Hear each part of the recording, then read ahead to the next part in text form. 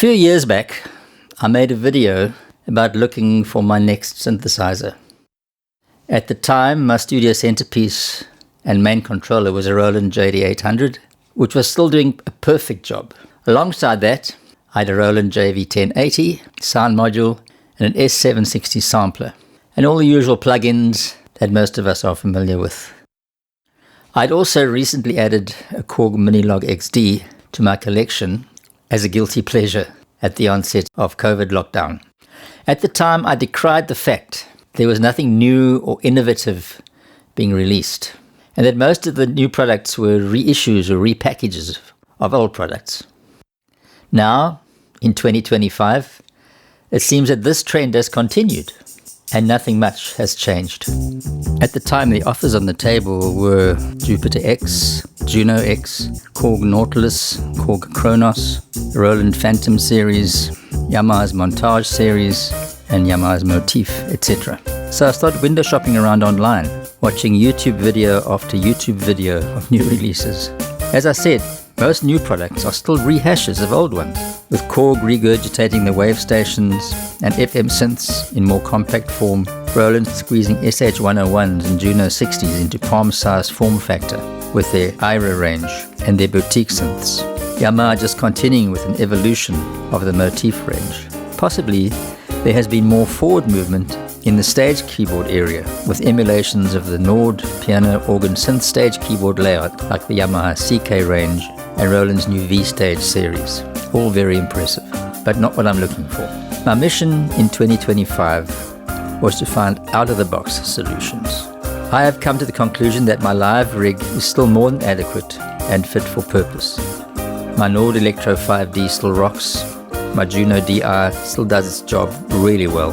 I also have a VR09 that's also great for certain gigs, and upgrading these keyboards would not really be viable on a cost-to-benefit ratio. In studio, however, I'm constantly looking for an edge or a unique combination of tools and workflow that can inspire a fresh sound, a new vibe, something different, something out of the ordinary. Of course, since my last video, there was a significant event in which I was given a Roland Jupiter X, which has made my new quest quite challenging. The Jupiter X has proved to be excellent on every level. Where does one go from there? As I scanned the catalogues of available products here in South Africa, I came up with the following shortlist. Number 1, the Korg Wave State. Number 2, the Roland J6. Number 3, the Roland S1. Number 4, Arturia's Mini Freak, or possibly the Micro Freak.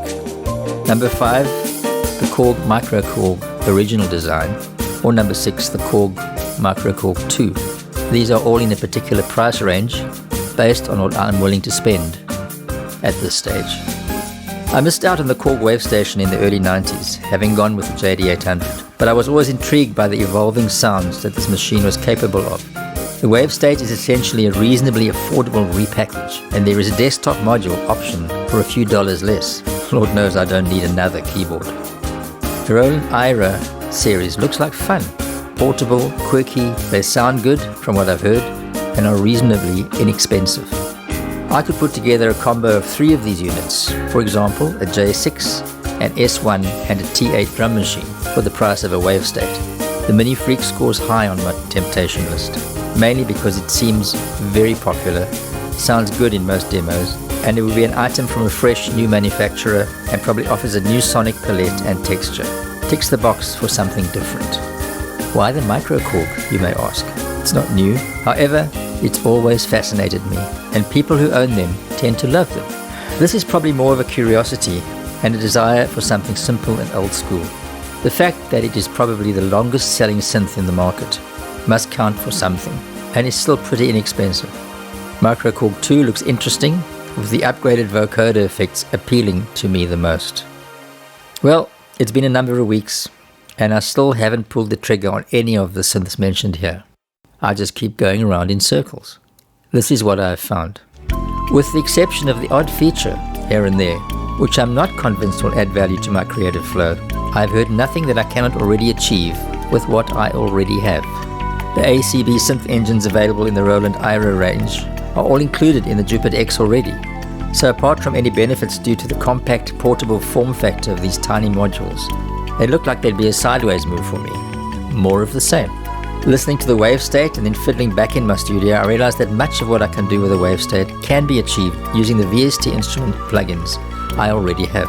In fact, I realized that most of the products I reviewed have very competitive alternatives available as VST instruments, and many of them are free.